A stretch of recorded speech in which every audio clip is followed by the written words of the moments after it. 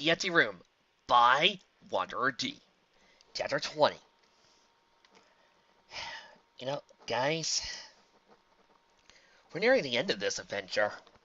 There's a few more chapters and we're done. And personally, I don't know if I want to.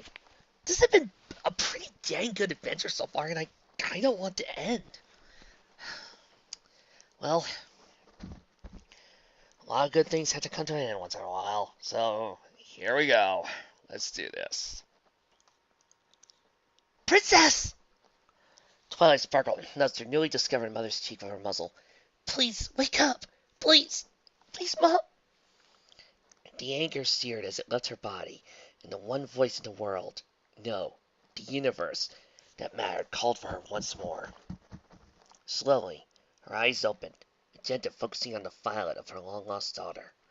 The world seemed to stop. Her daughter, Twilight Sparkle. All this time she had been feeling guilty of wishing Twilight was hers, that this wonderful filly could be her own flesh and blood, and not just her beloved student. Slowly, tears streamed out of her eyes. All this time she could have called her daughter. All this time she could have been the mother she always felt she was, and never feared to be crossing the invisible line between students and mentors when it came to affection. For it was different to treat a pony as if they were your child, and treating that pony as you would treat your real child. She would have spoiled her so much. Twilight's eyes were also brimming with tears as she looked at her mentor and mother. Prin, she shook her head and said more firmly, Mom, welcome back. Oh, Twilight! With her forelegs, Celestia pulled the unicorn into an embrace. Nissy noticed something worrying. What happened to your horn? Twilight chuckled weakly. I was resurrected and it wasn't part of my body anymore. Celestia's eyes were wide. The Cambro had enough energy to bring you back, but not completely. Oh, Twilight, I'm so sorry. The whole thing was unnecessary, but I didn't know back then we would bring down the Assassin's Guild. There's so much that we need to talk about, Twilight agreed. Smiling softly, she held her mother close. About the assassins, about you and me. Oh, there's so much I don't understand. How did the Cambro work? Why did it bring Trixie and me back? Trixie? Celestia blinked. Clearly, I also need to find out about a great many things. And my horn, Twilight ventured uneasily. I know that Twilight Spark has it. Celestia cringed. I'm so sorry, Twilight. When I thought I had lost you, I couldn't carry on. Even though I had forgotten you, you were my biological daughter. I couldn't think of you anything other than that. From the little filly unicorn I took under my wing to the proud, she smiled, Pegasus you have become. Twilight chuckled as she buried her face in her mother's flowing mane. I've always thought of you as my daughter. I just wish I had known. I always thought of you as a mother, Twilight stated, and now it's true. And I was blessed with 3 parents instead of 2. She frowned. Which reminds me, about that! A crash and a roar interrupted their conversation. The whole area around them started shaking as they looked around wildly. Twilight! Celestia slowly stood, stumbling a bit with shaking beneath her hooves. What's happening? They could suddenly hear it in their minds. You dare! A completely alien language that rumbled like thunder all around them. Somehow they understood. I have let you pathetic beings crawl over my world for thousands of years, and now you refuse my due. I will rid this world of all of you and feast on your life energy. I will torture your souls for eternity. It's the Guardian! Twilight gasped. The what? The Guardian. Nightmare Moon explained to me. He's the one responsible for turning alicorns into nightmares. He somehow feeds off of them. She was hoping that, by releasing you from Nightmare Flare, he would show up. Nightmare. Celestia shook her head. The memories of her time as Nightmare Flare were flogged. Still there, but she had to struggle to remember. Ugh, now I know how Luna felt. Her eyes widened. Oh no, Twilight, Lyra! Twilight closed her eyes and lowered her head. Twilight, I let one of my guards get killed. Mom. The word broke the princess from her guilty rumblings. Mom, there's nothing we can do about it right now other than finish this. Celestia nodded, taking a deep breath. I've been acting like a victim too much for my liking, she said stubbornly. Regardless of my feelings, I must be strong. I must save Luna from the nightmare. Then I'll deal with what I've done. Twilight nodded. We should join the others. Yes, let's go. Most of the ponies that remained in the plaza had frozen in place. They had been looking for family members, friends, or simply bemoaning the horror that had inspired Canterlot. Now, as the beast approached, they froze in fear.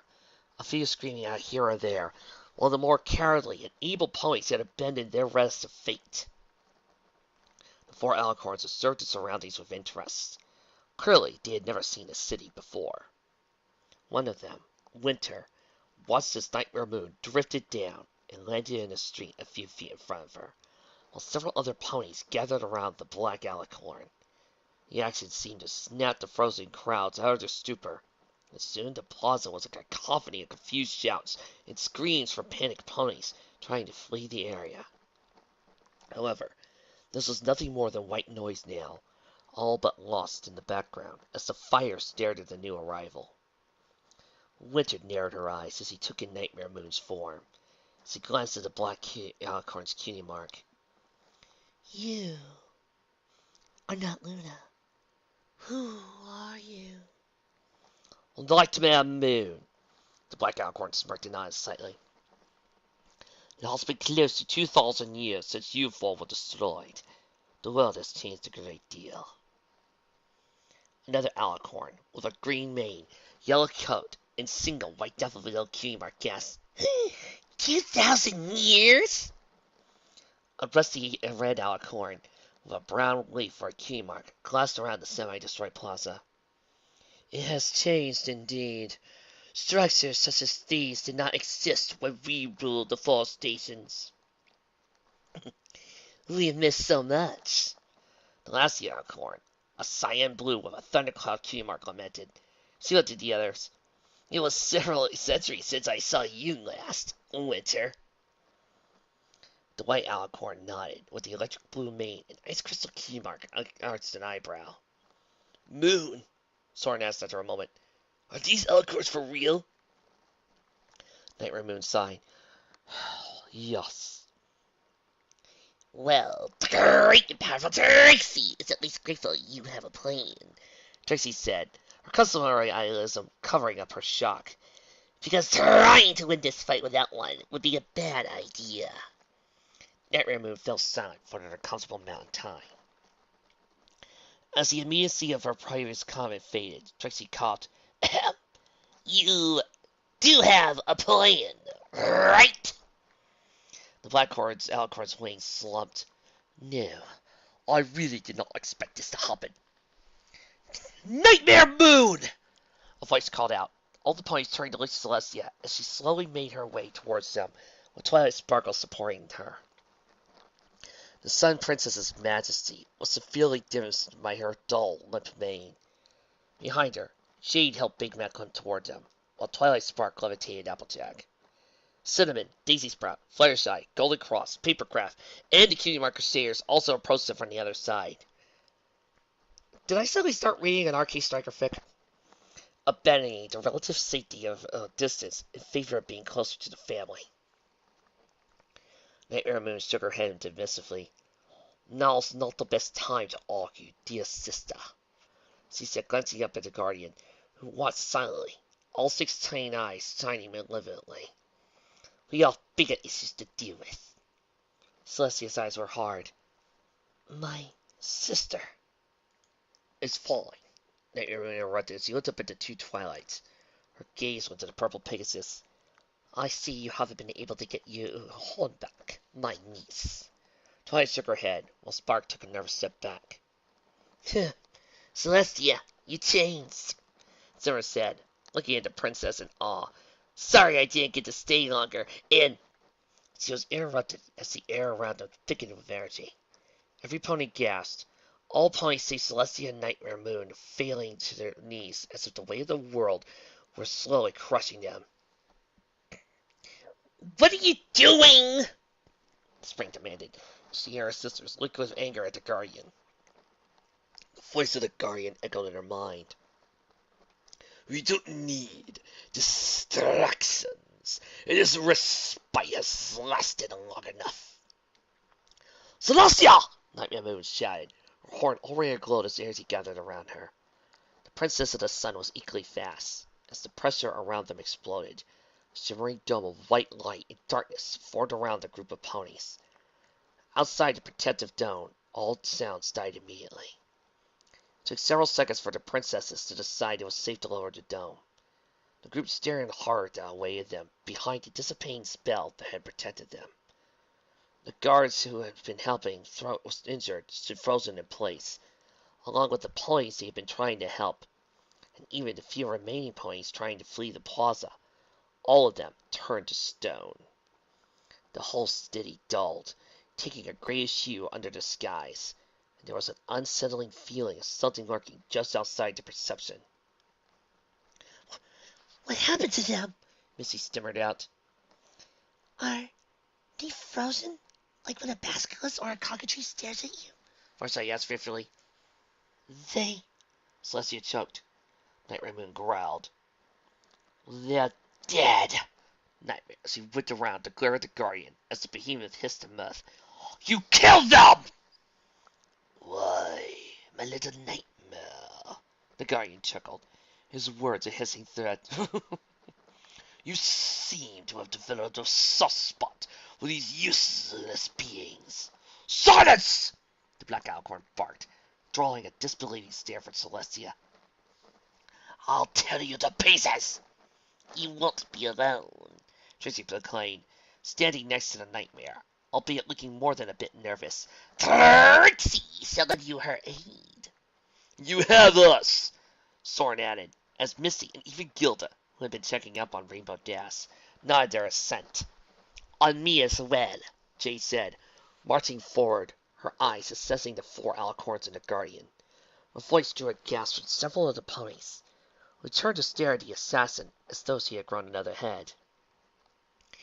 Jade, Sleepbell guessed, you talked, but...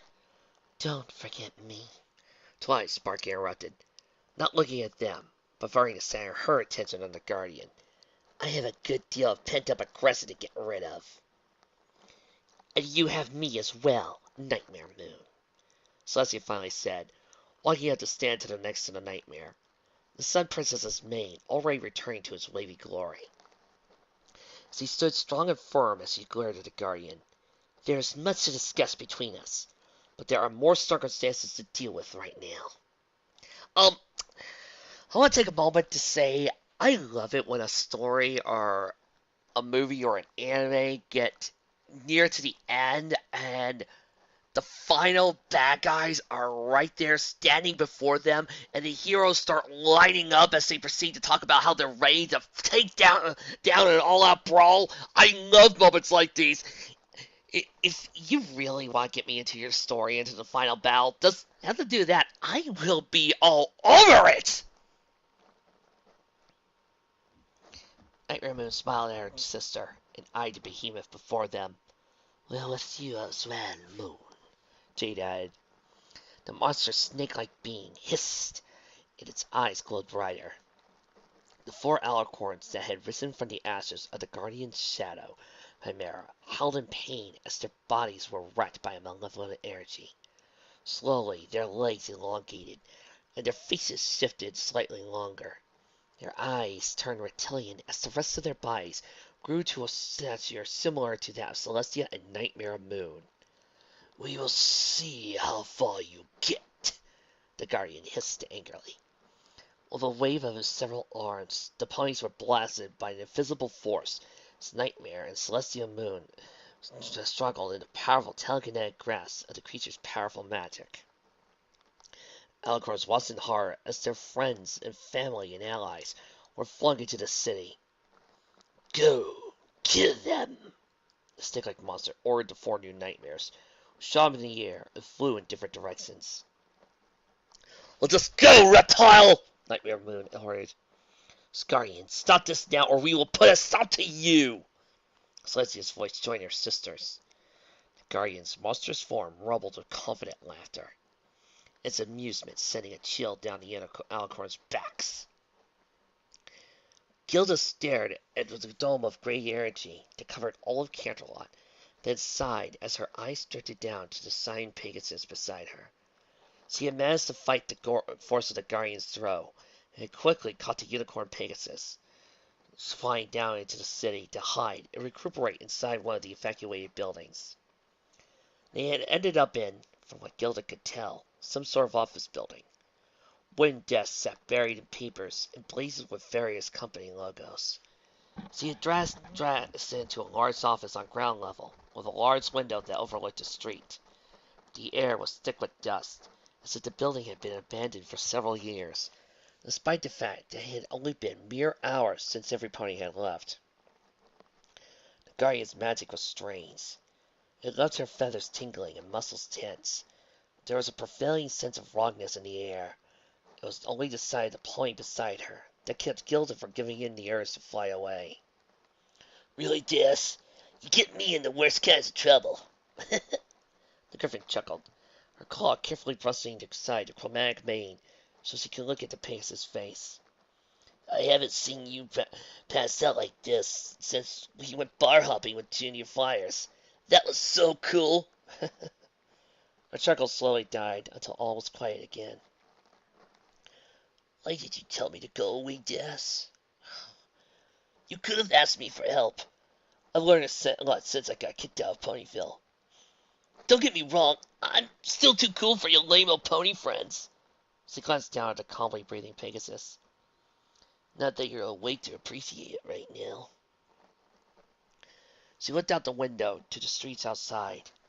Everything seemed duller, as if the life had literally been sucked out of everything, even the paint of the buildings. The trees had been green that morning, but looked a muted brown. Colorful banners and textiles looked like they had been hung for years, bleaching in the sun. "Haven't ever seen anything like this before." She spotted a couple of statue ponies that had been running away from the Guardian, frozen permanently in otherwise untouched streets of Canterlot. Gilda shook her head. "So completely messed up." As her eyes strayed upwards to the distant rooftops, she froze.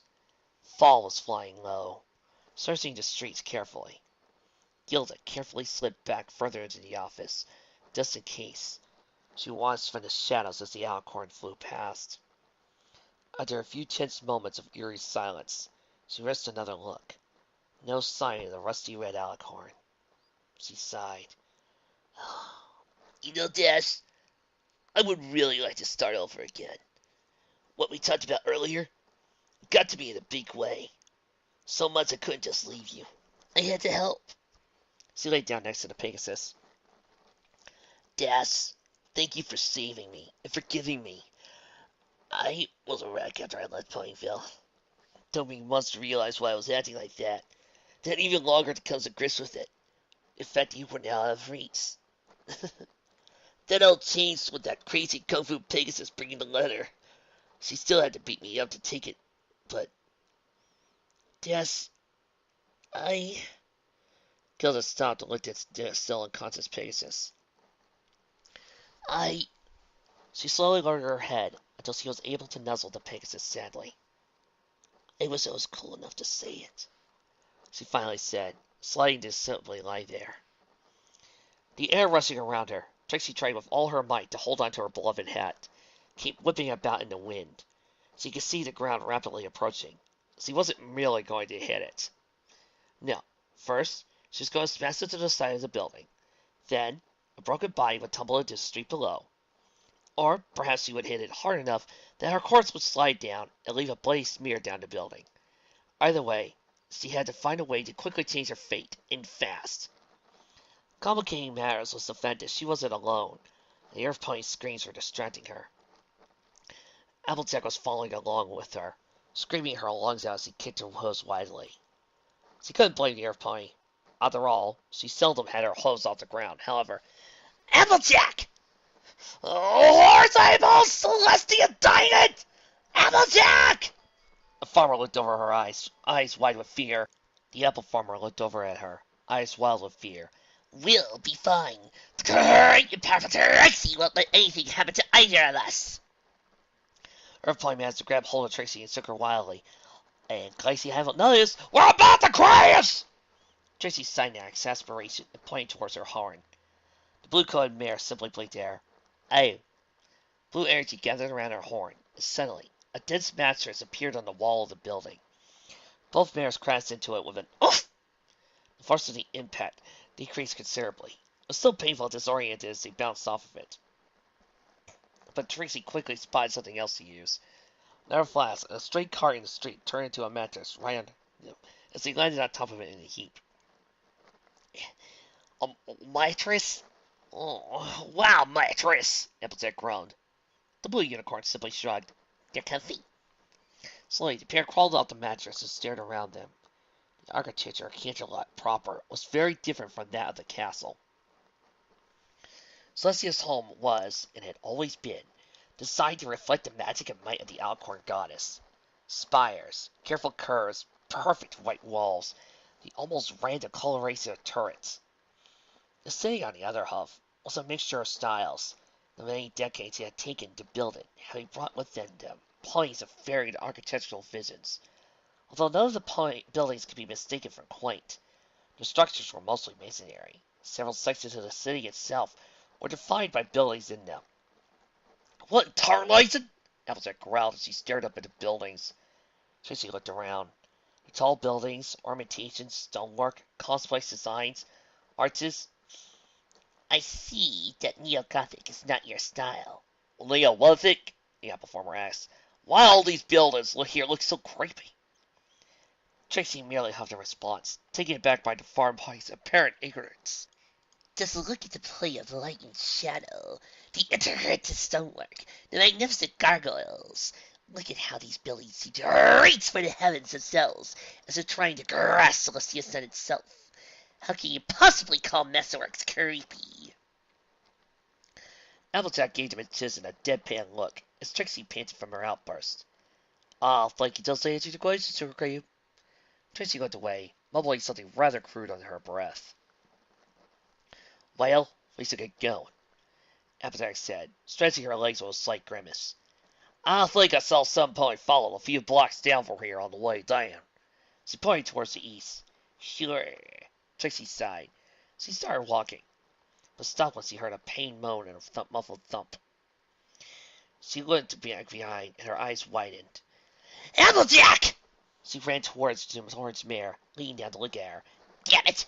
I can't let Megatas's sister die. She noticed a deep gasp on the orange mare's shoulder and grimaced.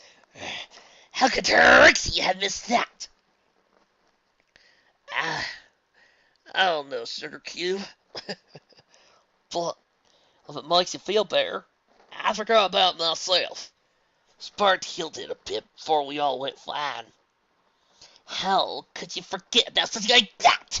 Trixie asked, horrified and looking around. Trixie thinks that landing probably reopened the wound. What's you looking around for? Applejack asked slowly, feeling suddenly tired. Something to bandage you with, Trixie answered. Can't you magic up something? It's not that simple, the Soulmare sighed. I can transform small objects with my magic, but after a while they will become what they were originally. Look. She pointed to where the mattress had turned back into a cart with a puff of blue magic. I can perhaps heal you partially with magic, but I'm afraid healing spells are hardly my specialty. Trixie's horn glowed, and blue pinpricks of magic flashed on Applejack's cut. The blood flow slowed down until the injury had completely stopped bleeding. However, unlike Spark's horn work, the wound was still open. You could roll around in one of them buildings then. No. Trixie shook her head as she sat down next to the apple farmer. One of those Alcorns is probably going to come for us, or the Guardian will, or something else. Ugh. I can't leave you alone like this, and I don't think using my magic to move you around will help much while I search. Applejack smiled and closed her eyes, swaying a bit. I don't know, Circle Cube. If y'all don't get abandoned. A ripping sound made her open her eyes. The farm mare stared at blue magic drip two long white strands of fabric from the bottom of Trixie's cape. Then ripped them again so she had 4 long strips of blue magic.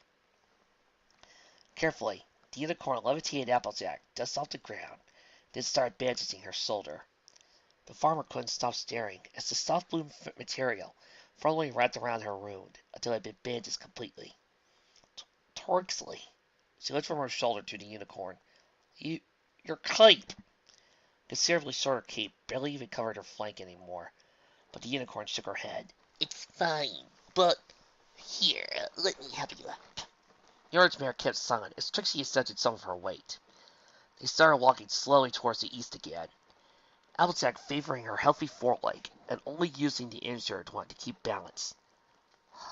Thank you, Trixie, the apple farmer said after a moment. I honestly can't say I ever thought you'd do something like this. The unicorn chuckled.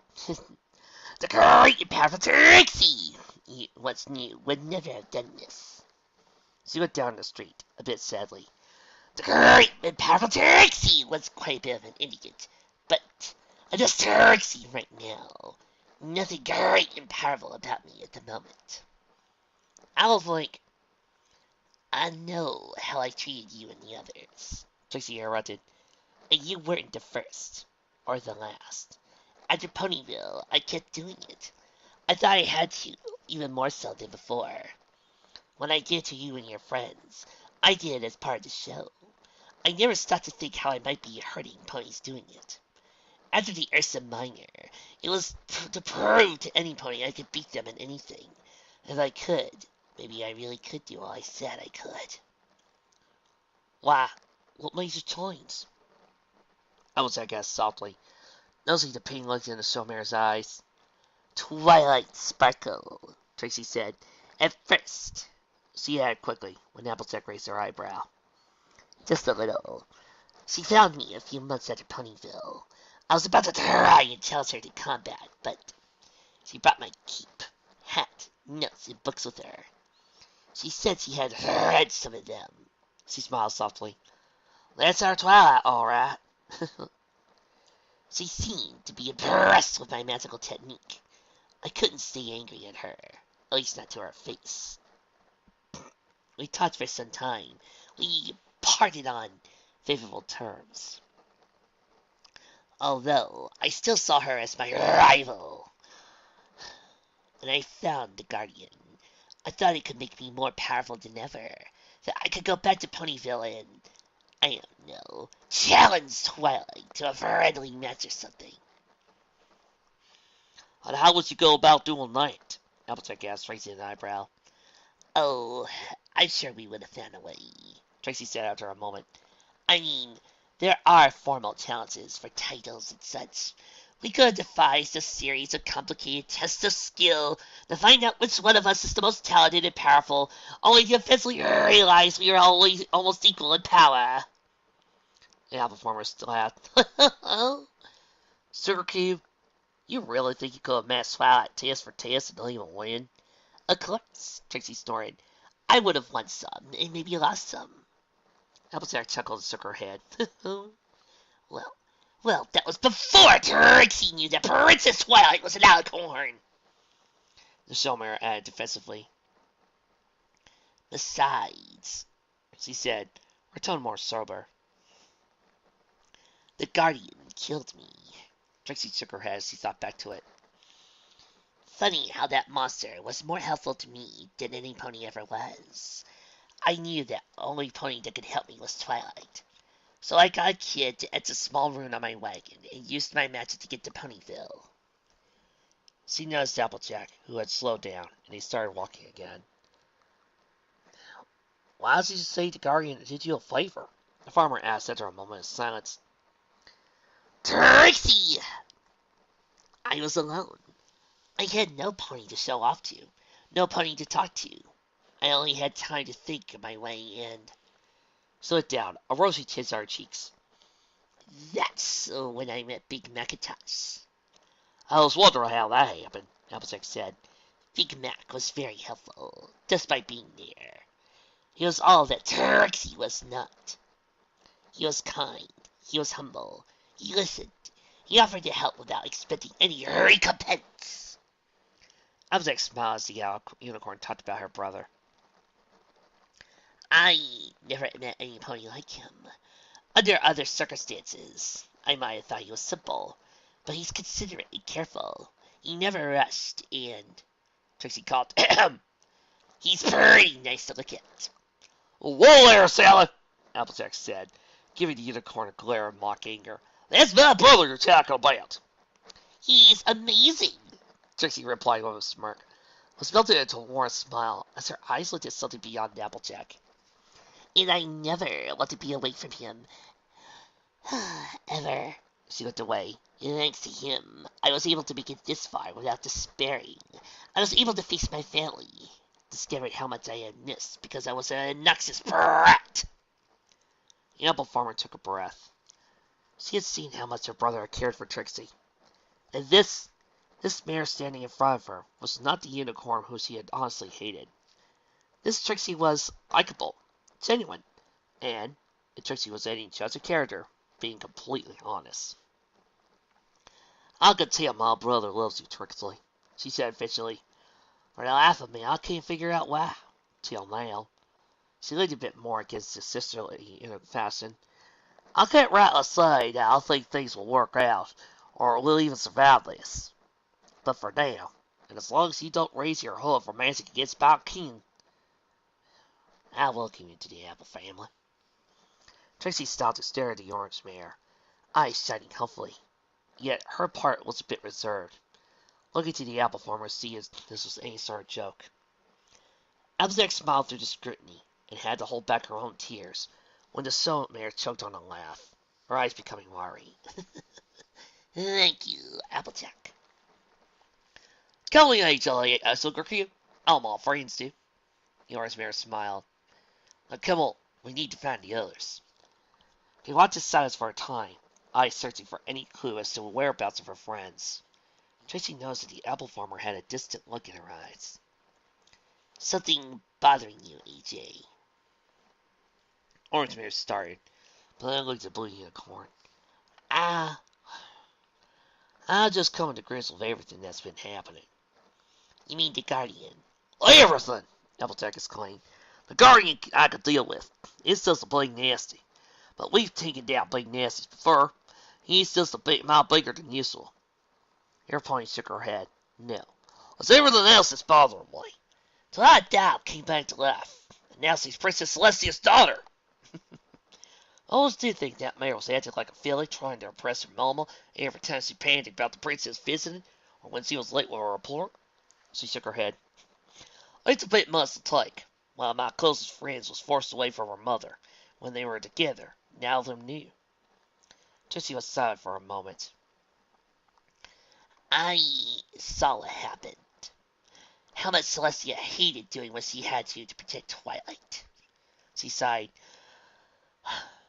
I never really understood the value of family until I died.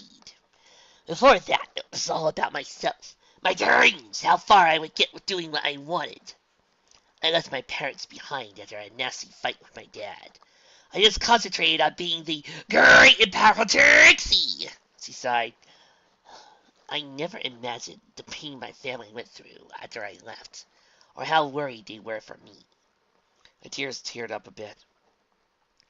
I never knew until they could no longer see me, touch me, or hear me, that I had a sister, that I was her hero, she sighed. It's the ironic that the worst had to happen to me to be the happiest I had ever been in life. Her eyes shot out Applejack's.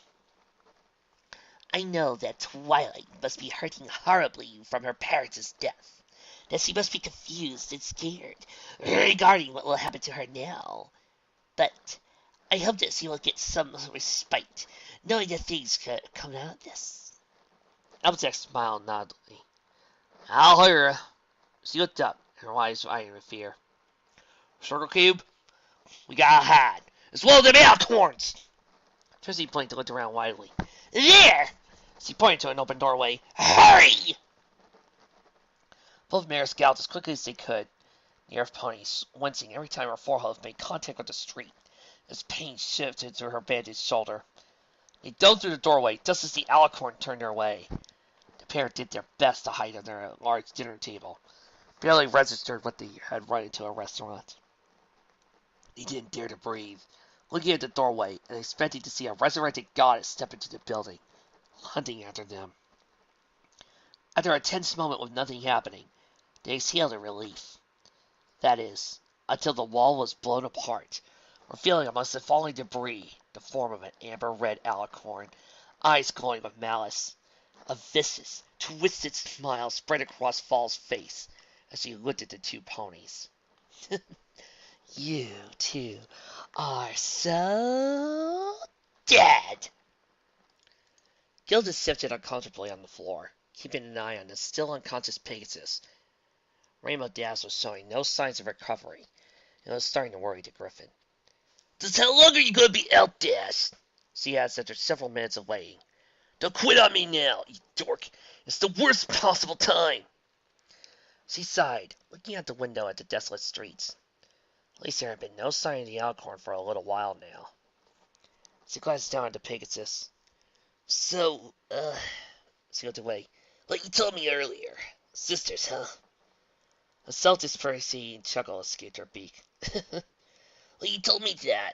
It was weird. I felt kind of happy, but it also... The Griffin flexed her talons idly, not looking down at the Pegasus. I thought it was obvious, and I thought maybe... Gilda shook her head. It's not that bad, being your sister. Rather, being thought of as your sister. She smiled. You would have made an awesome Griffin, Nash. It would have been easier for us to be sisters then. Clan sisters, at least. It's still possible to be blood sisters. You've certainly proved yourself to be a true warrior today. She shook her head. When she heard the explosions and felt the ground trembling slightly, Gilda jumped to her feet. She watched the windows shake as a shiver ran down her back. Guess the party started, she said, looking at the city. She could see a cloud of dust rising from the west. It's pretty close. A shuffling behind her made her turn around.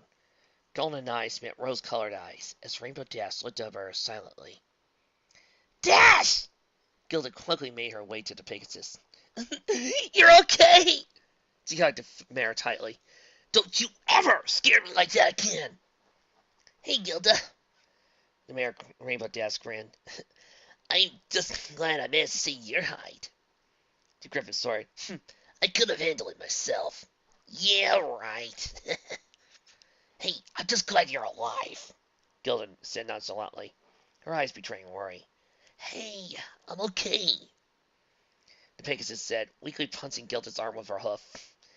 I just can't get up, or fly, or laugh, probably.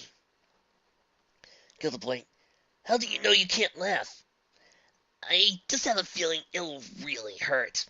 Like somebody stuck a lamppost through my chest, the Pegasus confessed. There was a moment of silence as both stared at each other. Both started talking at the same time. Gilda, that's I! There was an awkward pause, and the Griffin motioned for the Pegasus to speak first. You first. As Rainbow Dash was about to speak, another explosion shook the windows. The hell was that? The Pegasus squeaked. Damn, forgot about that, Gilda muttered. Dash, when those sound monsters brought down Nightmare Flare, this huge thing called a Guardian appeared and sent everyone flying in different directions. I think that's some of your friends fighting the alicorns right now. Wait, they're fighting the princesses? No, the Guardian made 4 alicorns. He did? He could do that? Yeah, the Griffin said. Listen, I managed to hide us earlier, but I think they're hunting us now. We gotta go help them, Dash yelled as she struggled to her hooves, leg trembling as she hobbled a step before subconsciously collapsing back down to the floor. Damn it! Dash! Gilda placed the teller on the Pegasus' back, keeping her from getting up again. You rest. I'll help your friends. No way! They need me! Dash said, struggling against the weight of Gilda's talon. Dash, I'll make sure they're okay. Gilda shook her head. You can't even lift my claw. Please, trust me. Rose-colored eyes met Gilda's ones, and they slowly settled in. Thanks. You just wait here while I go save your lame old pony friends from certain doom.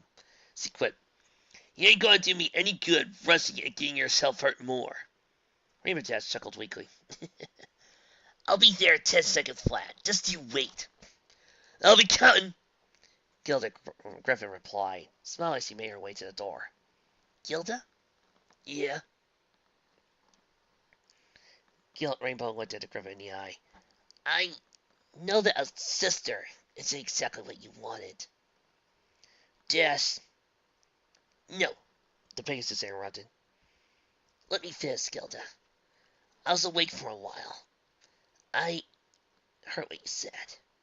Oh, the Griffin looked down on the floor. I feel like an idiot for not noticing. Dash sighed. And I regret how we never talked about it. I just lost some pony I probably never really had recently. So I don't know if I feel differently about you, knowing how you feel about me, but I'd like to maybe find out. The Griffin's eyes widened. Do you mean? I mean, you better stay in one piece until I get there to save your tail feathers again. Then we can figure all this out. Rainbow Dash said tiredly. I can't promise anything, but I think we have a lot to talk about. Gilda's eyes slowly warmed as she nodded. Fine, I'll see you soon then. Don't leave me hanging. Hey! Dash shouted as Gilda jumped into the air. That's my line! Scootaloo flapped her tiny wings as hard as she could. She managed to grab onto Sweetie Belle, who grabbed onto Apple Bloom, who grabbed onto Daisy Sprout. She tried to keep them aloft, but their combined weight was too much for her still developing wings. She could hardly manage to keep herself afloat, much less the combined weight of 4 fillies. Close by, she could see Misty struggling to right herself as she tumbled through the air. The force of the throw had slowly receded, and both Pegasi had been at least able to think coherently enough to attempt rescuing the others. Below them, she could see a street lined with stores and cafes. It promised to be a very painful landing. Scootaloo landed on Misty's back, as the Pegasus flew under the taking weight of the other fillies off of her. They were passing under the other Crusaders and Daisy Sprout, managing to catch them all. The others were still too scared to do or say anything, but Scootaloo's gaze quickly turned to Jade and Cinnamon. Jade's horn lit up, and several decorative banners, tablecloths, and tarps ripped from their homes, stretching in front of her and Cinnamon, each absorbing some of the momentum as the pair hit one after the other, ripping through the fabric until both landed heavily, alive and uninjured on the street. That was some quick thinking, Misty sighed as she landed next to the recuperating unicorns, before letting the fillies slide off her back to stand on their hooves. Mom! Daisy Sprout shouted, running to Cinnamon's waiting embrace. Jade! Flea was soon to follow, tackling the assassin to the ground. Misty blinked, while Scootaloo and Applebloom stood next to her. She knows the assassin? Assassin? Cinnamon squeaked in horror, flipping around her embrace to stand protectively in front of Daisy Sprout. I think we do too, the younger Pegasus frowned, looking at the white unicorn with an inquisitive stare. I think I know her voice somewhere. Applebloom nodded. Yeah, what do you tell you? Jade looked at them, blue eyes measuring. I have often not you say anything until this is all over. So, what's the plan, Jade? Misty asked after a moment. I don't know, the unicorn replied. I could get us back to the plaza, but...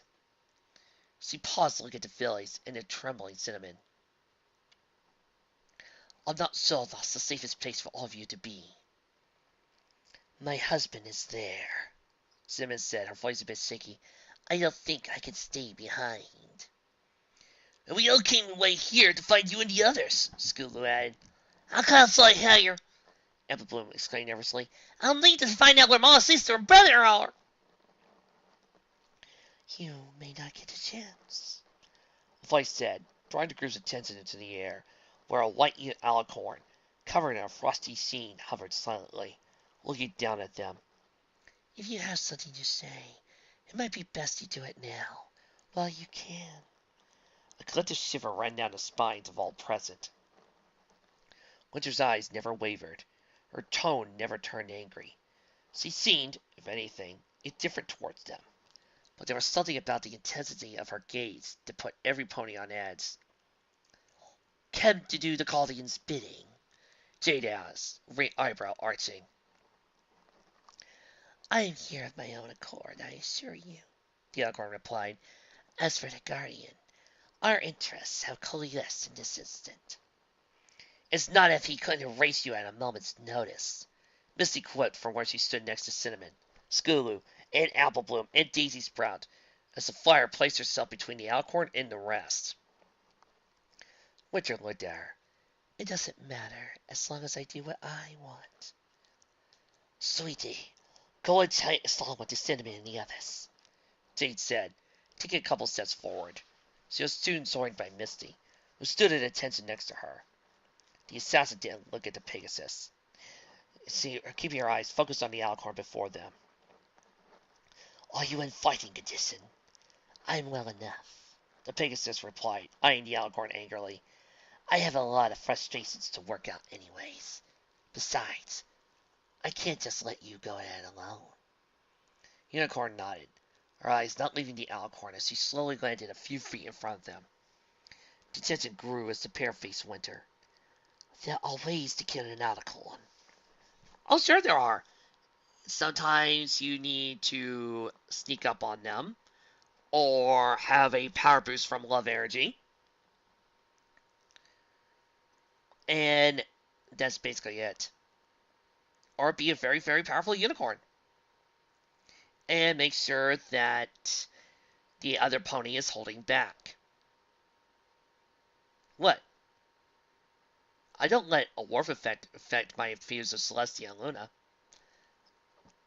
I mean, they're godlike, it's just that they're the same level as Thor. They can be beaten, you just need to work really hard about it." I mean, come on. Do you know how many times I've watched Avengers United with Earth's Mightiest Heroes, or watched the Avengers movie and watched Thor get taken out? A lot. But I still know that Thor, compared to the rest of the Avengers, is like uber powerful. And that doesn't mean that suddenly Ultron is more powerful than Thor. He just got lucky.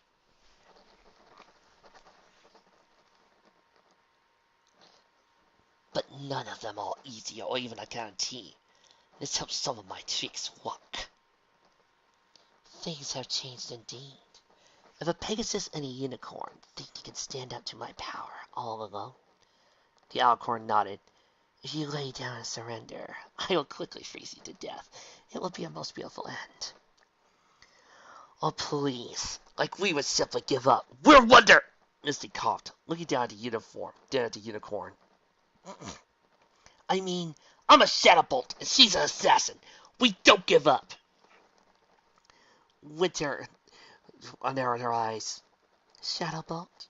Never heard of them." "Ever heard of the Wonderbolts?" Misty ventured. "Were they around over 2,000 years ago?" the Unicorn asked. I don't think so." The Pegasus shifted. "I think we started roughly 1,000 years ago."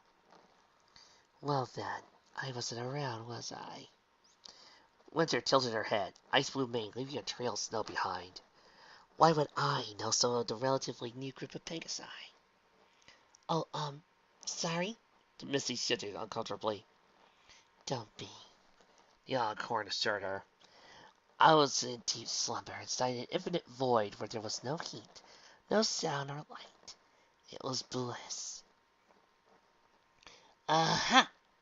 Misty slowly turned to look at the assassin with a worried expression. "Jade," she whispered. "She's fucking crazy. She's freaking me out." "I knew," the Unicorn whispered back. "I grow tired of this." The Unicorn stretched her wings and looked down at them. "If you are really to fight me, we should get it out of the way," Winter said. "Don't know how it costs anything too powerful," Jade whispered.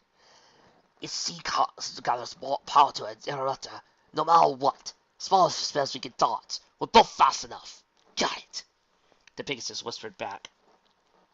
The pair exploded into action, Misty taking to the air as Jade launched herself with incredible speed at the alicorn, her hidden blade springing from its sheath as it stabbed the powerful creature's chest.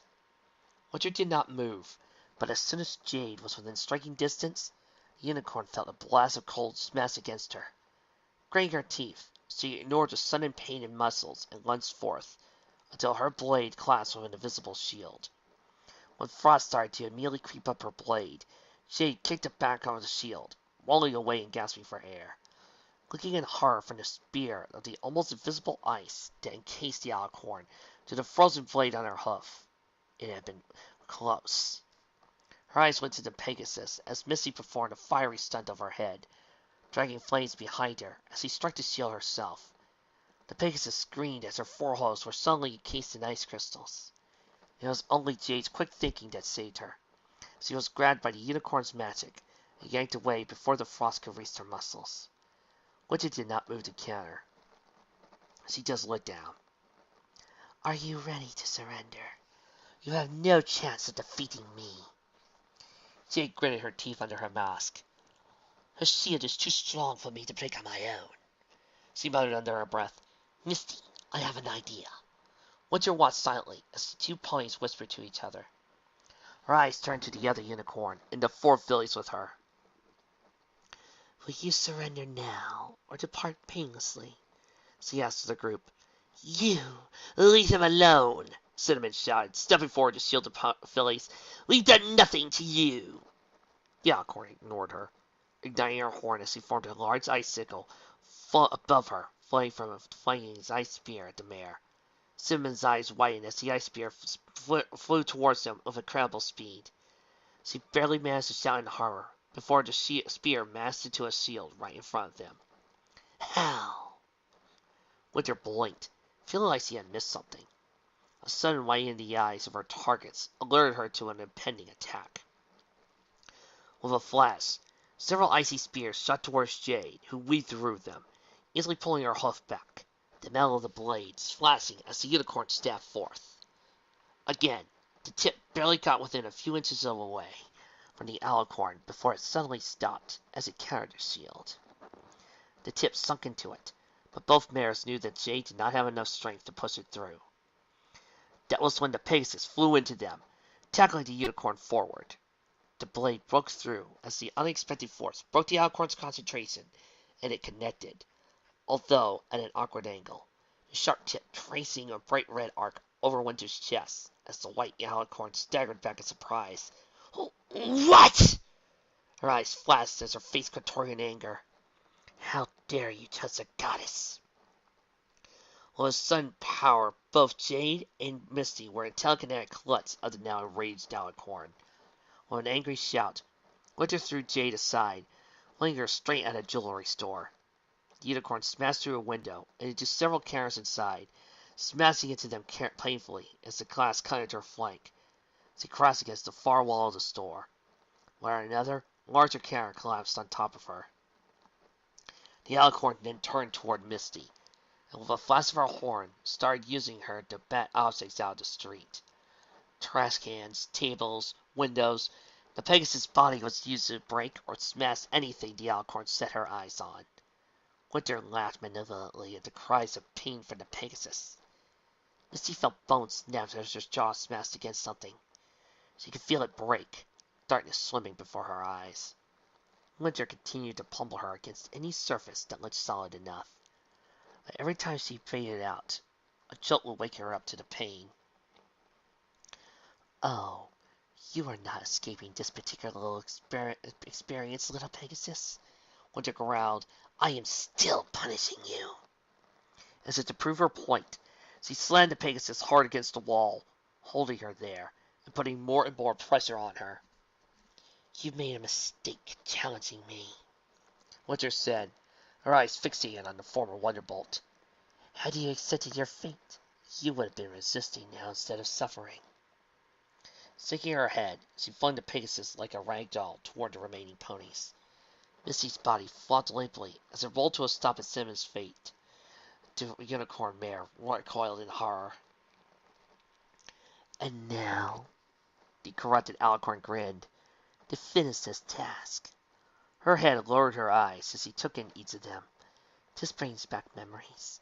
During the cold nights of winter, I would entice young fillies and colts to seek adventure. They would walk through the snow as I slowly made the world around them colder and colder until they would close their eyes. A slow, painless death that would be denied to you, but I'll make sure you beautiful creatures never decay. Trixie and Applejack rounded another corner at a mad gallop, the show mare losing her balance in a sharp turn. She smashed painfully into a wall before forcing herself to catch up with the injured apple farmer.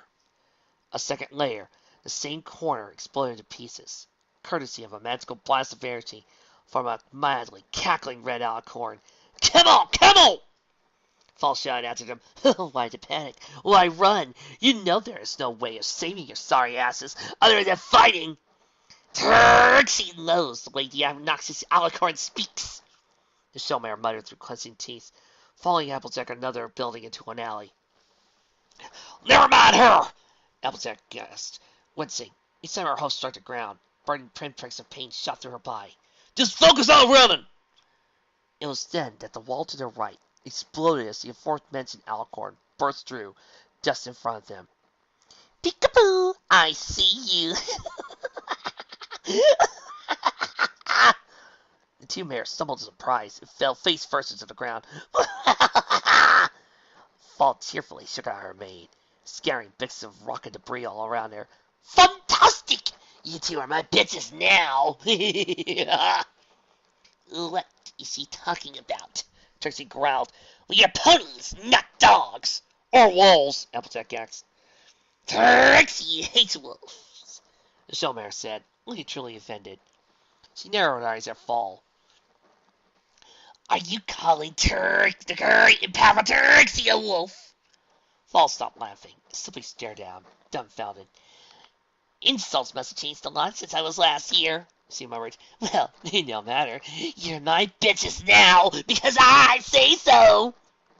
No, Trixie refuses to be a dog, wolf, or anything canine, Trixie declared, her host striking the ground in anger. And Trixie is also tired of running away from an obnoxious alicorn. Oh. The false grin grew. What you gonna do about it, biatch? Trixie opened her mouth to answer, when a gargoyle twice the size of a pony crushed the alicorn.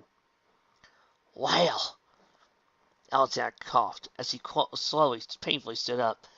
I didn't know you had it in you, sugar cube. Trixie didn't. She looked up as a griffin swooped down from the tall building, where other gargoyles decorated the rooftop. I so do love Gothic architecture, Gilda said, as he landed next to the two ponies. Lots of statues to toss about. You're Gilda! Applejack's eyes were wide. I saw you earlier, but I couldn't believe my eyes. That's right, the griffin smirked. Now you owe me your ass. Oswald blinked. No, I don't. He only works the farm on Tuesdays, and I don't really own him. I'm not talking about your bucking donkey! Gilda smacked her face in frustration. You know what? Never mind. Let's get the hay out of here. You ponies have been too sheltered your whole lives. The two mares sighed. Where are we going? Trixie asked. To meet with Rainbow Dash. She's... Her words were drowned out when the floor exploded around her. With a painful shriek, she was slammed and held by invisible bonds against the wall. Laughter filled the air as dust settled, and they could all see Fall floating over a hole in the ground. Her cut was ruffled, and she had several scratches and a cut on her face. Blood poured out of the corner of her mouth. That was a nasty surprise, she growled. But now it's payback time, pussycat! Whatever was holding Gilda in place pushed her through the wall as Fall smirked. Gilda glared at her as she slowly stood up from the debris. Bring it on, bitch! Bossleana, shut up! Both Gilda and Fall shouted, glaring at Applejack, before turning their attention back to each other. With a leonine roar, the griffin slammed into the alicorn, both of them crashing painfully against the wall across the street. Time to teach you a lesson, pussycat. Falls shouted as her host sent Gilda tumbling back. And before you die, you'll have it memorized. You do not mess with Fall. Gilda right the Alicorn's shoulder, forcing the equine opponent back a bit. 2 words, you pest. Breath mints. Trixie feels dirty just listening to those 2. The showmare confessed to the apple farmer as he watched the pair trade blows and insults. They winced as Gilda was sent sprawling into the street. The red Alicorn strode past them without even looking at them. Have you memorized it yet? You do not mess with Fall. You know, sad. These 4 Alicorns, just by showing up for about, a few pages, have probably more personality than any of Mycon's opponents. Gilda coughed up blood. The Alicorn was hardly pulling her penances in this fight. She knew this was a fight she could win by simply punching back harder. That's just she could anyways. Fall smirked as Gilda moved the fight into the air, her own wings batting down to send her up after the griffin. Trixie, we have to help her! Applejack said worriedly. She's tough, but she ain't gonna last long against an Alicorn. Trixie knows, the blue unicorn retorted. They took a deep breath. Let me think. Eyes moved around the streets, searching for an idea or an inspiration. Finally, they settled on something laying on top of an abandoned food cart. I might have a plan. Above them, Gilda was desperately in need of a plan. Although she was one of the best flyers around, griffin or pony, she was no match for an Alicorn, who could simply stop the griffin in the middle of any maneuver. Be she upright or upside down, levitate there only to grab the griffin in a telekinetic hold for some punishment. Going somewhere? Fall asked, grinning like a madman as Gilda struggled to free herself. Have you learned your lesson yet? You do not mess with Fall. Each word was punctuated by a puff slamming into Gilda's forelegs, torso, and shoulders, pain shooting from each blow. She could feel how each of her bones were about to snap with each hit, and realized that the Alicorn was pulling her punches after all. Finally, she broke the hold, just as Fall's latest hit smacked into the back of her skull, spiraled down, exhausted, to land in the middle of the red street. The red Alicorn looked upon her with a smirk on her face. Gilda spat blood, and gingerly touched the many places her body where the Alicorn's hooves had impacted. Damn it all! Gilda! Applejack called, racing towards her while Trixie close behind. We have a plan! About bucket time. The griffin shook her head as her vision grayed out for just a second, but she just shook it off. Applejack looked at her worriedly. Hold on, Sugar Cube. If this works, you can rest all you want. She gave Gilda an apple. All you have to do is force her to eat this. Griffin shook her head dazedly and stared at the apple. She must have hit her head harder than thought. I could swear you told me to feed her an apple. That's the plan, Applejack said, half smiling, half wincing. Trust me, if you can do it, it'll work. But you have to do it soon, Trixie said, or enough talking, you idiots. Fall's voice echoed in the street. Suddenly, in the middle of a group, a spear of light materialized. Trixie's eyes widened. Every pony run! Gilda reacted immediately, picking a pony in each arm, her wings propelling them out of the way just in time. The light exploded, pushing them all further into the air before landing heavily on the ground.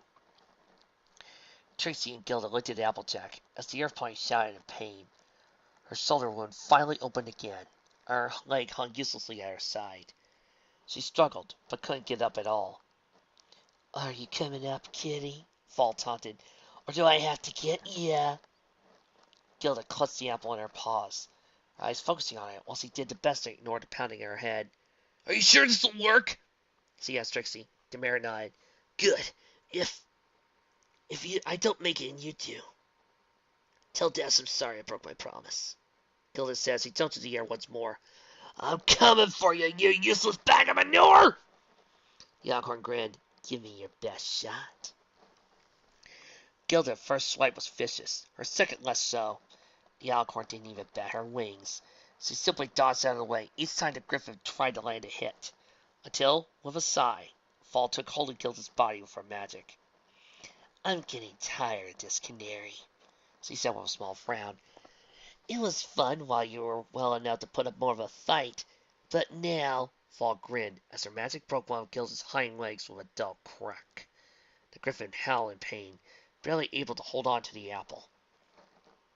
The unicorn chuckled. Now it's time to finish this set, so I can maim those two mares down there sufficiently before killing them. That was always the difference between Celestia and I. She cried sullenly, enjoying the pain she was causing as he snapped every bone at Gilda's tail. She was always a defender of life. Me? I don't give a damn. Gilda took an instinctual swipe at Fall's eyes, as he managing to scratch her face, forcing her head to the side. The red alicorn's eyes focused angrily on the griffin. Bad move, bitch! The alicorn's horn was glowing with angry red magic. Fall slammed a semi-conscious Gilda against the wall. I dragged her along with her magic, leaving a bloody smear behind her. The crazed nightmare laughed as she used her bloody opponent to paint a red line across the entirety of the wall. Finally, she levitated the griffin up to eye level. You should really learn the difference between a fight you might win and a fight you can never hope to put up, the unicorn remarked, as she floated both of them higher up into the air. She leaned in until her muzzle was almost touching Gilda's beak. It would have made your short life much simpler. Do you want me to repeat the lesson you should have learned, or did you memorize it already? She forced Gilda to look at her. Well? Instead, Gilda slammed her claw into the alicorn's mouth, ramming the apple down Fall's throat and leaving the nightmare choking to death. Yeah. Same thing you've been blabbering about. Gilda smashed her growl, spitting more blood. She smiled at the alicorn. But you know what? I don't give a damn, she said in the alicorn's face. The alicorn struggled to get it out. What? An apple? What the f... Boom! She exploded. Gilda watched in awe as she fell alongside alicorn chunks and the gargoyle statue that used to be to feed the apple to the streets far below. Cool. Her eyes closed, and she felt everything go dark, missing the light blue aura that wrapped around her. Cinnamon gulped and stepped in front of the fillies as they huddled together fearfully, watching as winter conjured a frigid wind to sweep all around them.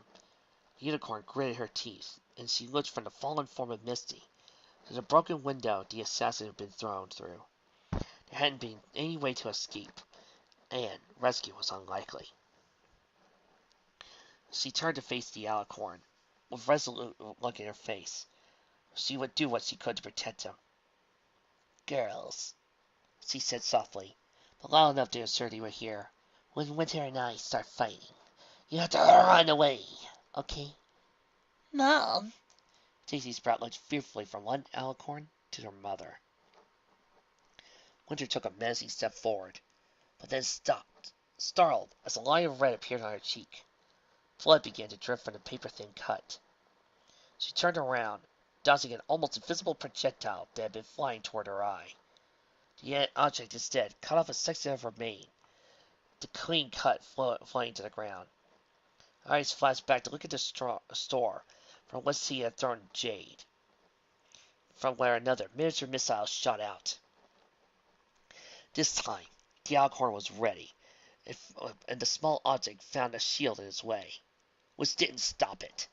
Winter staggered back as her leg bled. That's impossible! No, it isn't. A voice emerged from the store's shop, followed soon by a figure. Shields are designed to stop many things, but there is a trick around them. Assassins have grown clever and bold over the years. A certain Celestia and Luna would know of this loophole, but not you. You are not around to learn of it. Applebloom gasped. Is that? She stopped, gasping as she and the others watched, as hundreds of gems seemed to levitate out of the store and chain together, snapping and crisscrossing around the unicorn as she stepped out in front of the broken window. The assassin's black outfit was tattered, her fur matted with blood. The knife holster had been torn cleanly from her foreleg, and the last half of her mask was missing, the rest dangling beside her chin. Sis, Slinky whispered. If you think that fancy dead tricks will be enough to defeat me, you'll find you are sorely mistaken, Winter warned, although her voice trembled. I just want to say that during this moment, Anarchy Reigns All About Me has been playing in my head. It was either that or I started playing Stand Out from Goofy Movie. Verity smiled, moving her green-eyed hand away from her face with her hoof. These are all tricks. There are many ways to kill an alicorn. Not many that ponies who know how. And you are not less experienced of finding assassins in Celestia or Luna, not to mention weaker than either. Like a whip, the gem snapped out, arcing in a glaring curve of death. It cut through Winter's shield like butter, slicing into the alicorn's side. She tried to jump out of the way, but one of her hooves was stuck in a crack in the floor. A tingling sensation on the back of her neck made her shudder as she pulled herself free. She jumped to the side as the left gem whip snapped the area where she had just been, cracking the floor with the force behind it. Her wings batted down and trying to lift her up. However, Rarity's right whip lashed out, wrapping around the alicorn's left wing, digging into it. The left whip smacked her in the back and withers, leaving bloody trails where they struck. The alicorn blasted Rarity back into cold air, but sealed the ground around the fashionista in ice. The assassin would have surely frozen to death had somebody's warning spell not saved her. What? Winter was about to turn around to search for the unicorn responsible for foiling her when one of the whips wrapped around her neck, digging into her coat and muscle with a sharp pull from Rarity's magic. A blast of power sent the gems flying, only to come back together at the unicorn's call. Winter jumped, and as she fell back, conjured a miniature blizzard was whipped around Rarity, the sleet and winds both cutting her and breaking her concentration. Winter again had a feeling that something was not right, but she ignored it, concentrating on the deadly unicorn before her. Angrily, stomping a hoof on the ground, she sent a freezing wave of water and ice towards the assassin.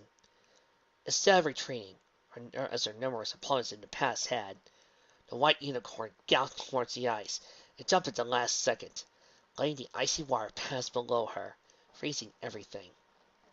Landing on the ice with more grace than the alicorn expected, the assassin slid forward towards her, both whips slashing out in complicated patterns. How are you able to do that? The alicorn demanded. Rarity smirked as one of her whips drew blood on the furious alicorn with a painful-sounding snap. We've been wrapping up winter without you for many generations. It's partly a celebration these days. The winter recoiled, words stinging her pride. You believe you can wrap up my winter, you fool! The alicorn jumped into the air, barely avoiding Rarity's whips as he smashed to the ground. Don't you dare make little of me! A cold blizzard whipped around Rarity, pushing her back. Although the assassin could feel somebody's magic trying to keep her warm, she couldn't stop shuddering as the winds pressed her back.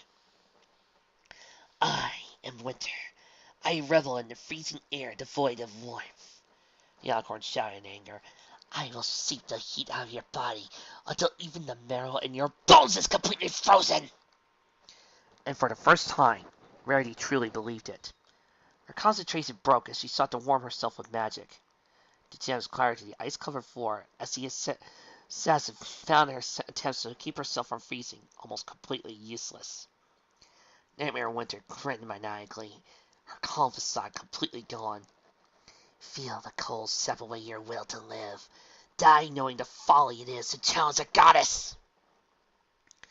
Rarity gasped, falling to her knees, her breast clearly visible as it swept away the freezing wind. She could hear Sweetie and the others shouting her name in horror, but there was little she could do. Her eyes felt heavy. Winter started laughing as he saw the assassin start to give up. Die, you little upstart. She was interrupted as something slammed into her back and smashed her to the ground face first, horns scraping painfully on the concrete at the side of the street. Batting the weight off her wing, she turned around, spitting out a tooth to look at her attacker.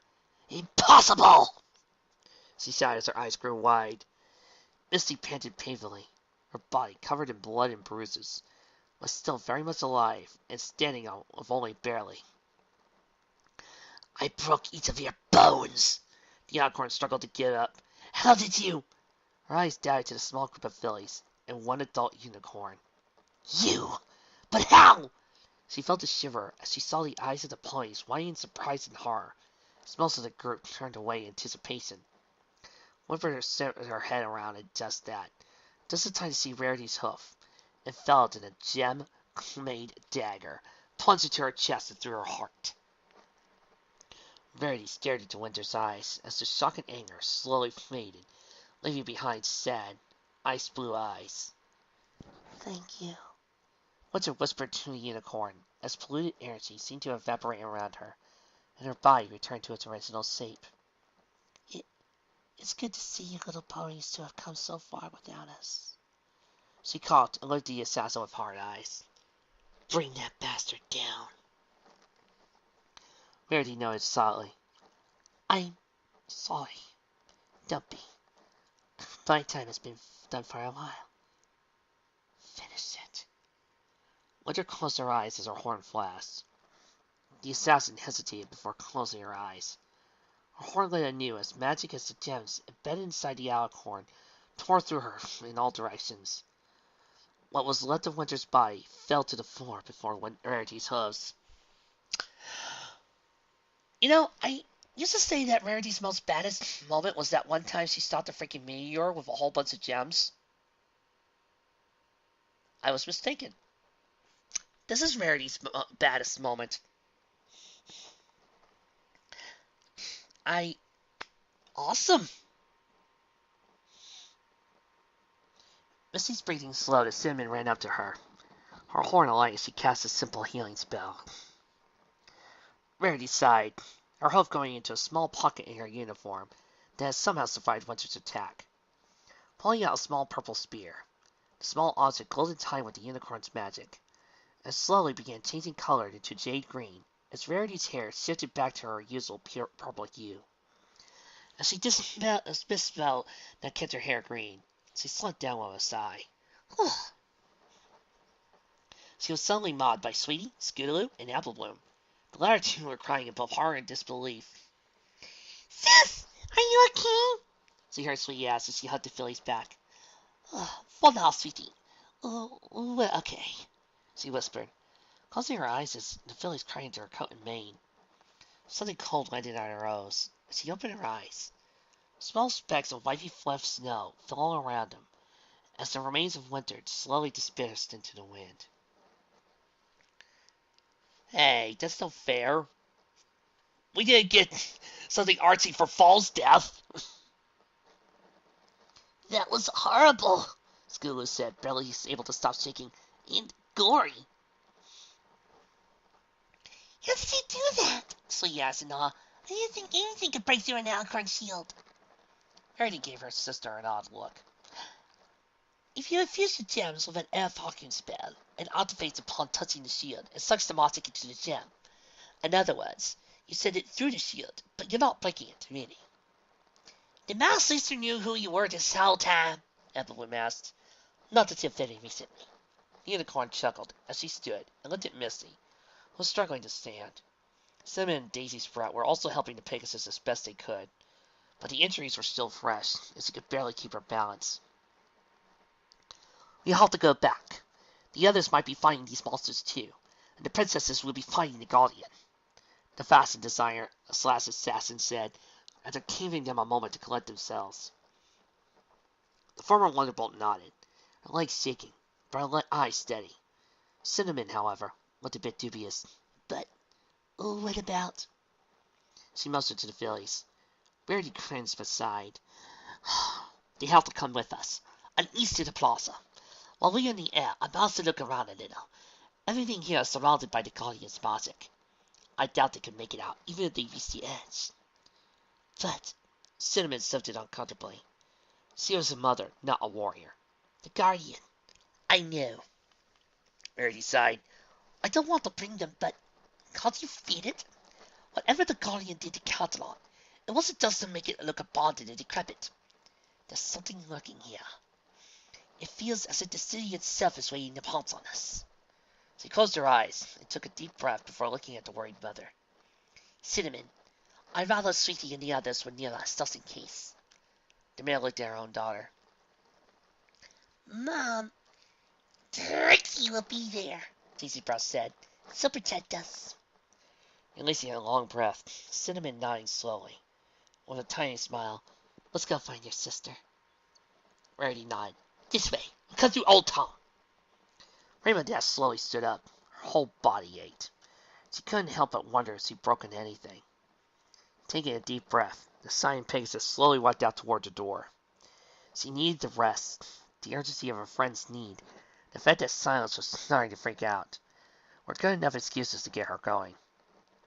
Each step, although painful, was in itself a relief. She could still walk. As soon as she got out of this building, she would feel much better. She looked at the desk. The staffs were stretched away from them, in the same position they had been before. However, she couldn't shake the feeling they were somehow creeping up on her. She noticed the double glass doors open with her head inside. The street was a bit better than the inside of the building, but not by much. The sounds still made her feel leery, and the air seemed thick with anticipation. For what, she could not tell, but it made her feathers fluff nervously. Careful, careful. The voices startled her. Dash quickly turned around, and immediately recognizing Applejack's voice. The sight that greeted her was unexpected. Trixie was pulling a cart down the street. Inside, Applejack was focusing on holding something with her hooves. Careful, Trixie! She ain't doing so well! Trixie! I know! The showman replied. I'm trying to keep it steady, but it is a cobblestone street. It's bumpy by definition! The unicorn looked up and let eyes of Rainbow Dash. We found her. Really? Applejack looked up at Rainbow Dash. The airplane felt a rush of joy to see her friend alive. Applejack! The Cyan Pegasus started walking around slowly towards him. I'm glad to see you. I thought Gilda went out to find you and... Please hang her, Dias. Applejack interrupted. The thought of the griffin stealing a smile from her face. Rainbow Dash felt her blood run cold, and Applejack's suddenly somber look. Almost forgetting how much her body hurt, she got to the cart, running around it until she could see inside.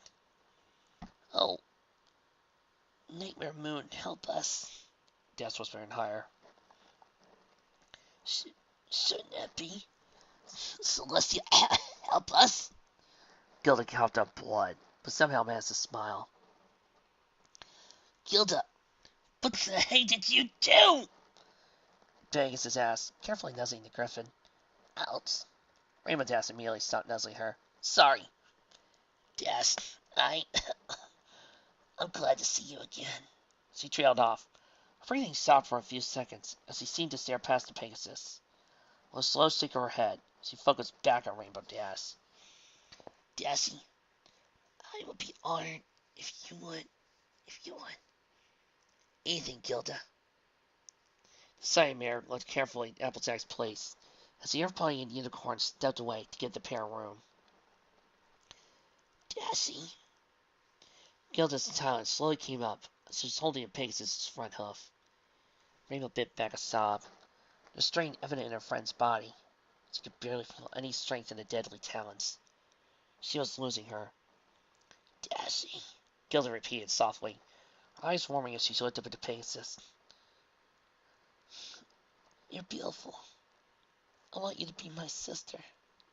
That's all we can be now. So close, now that I'm leaving you. No! Pegasus couldn't hold back tears this time. I just got you back. It's not fair. She stopped when she noticed the griffin had closed her eyes. Gilda? Gilda! Very slowly, weakly, the eyes slid open, only half focusing on Dash.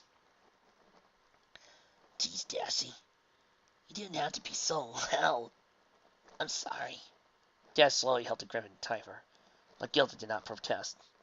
What was I saying? Gilda asked, her head slowly leaned to the side, resting on Rainbow Dash's chest. You wanted me to be your sister. The Pegasus managed to choke out. Blood sister. Gilda said with a minuscule nod and decisive smile. I've plenty of blood, you see. Rainbow gilded her teeth as her words slurred. Yeah, can't wait to see how the other one ended up. And Pegasus forced out the joke, knowing that Griffin would apply. She wasn't disappointed. Yeah, yes, they'll pick up her pieces. You see, she exploded. Dash simply closed her eyes and nodded. Dashy? Yeah? Do you love me? Yeah. Be my sister then. It'll be my honor. From a few feet away, Applejack and Trixie watched as Rainbow Dash used the shadow bolt pin to slice her front leg and press it against the whooping wound on Gilda's chest. The words he whispered were too quiet for them to hear, but they could see Rainbow Dash listening carefully and nodding from time to time, answering twice, for always staring directly into the Griffin's eyes. Finally, she separated the open wounds and gathered her broken sister to her forelegs. It took them a moment to realize that only Rainbow Dash was moving at all, her body shaking violently. They walked up to them until they stood silently behind the pair. Rainbow Dash leaned against the side of the cart, eyes closed tight. Teeth clenched as her host held Gilda's body against her, the Griffin's body resting back against Pegasus' shoulder. They didn't say anything. Rainbow Dash cried.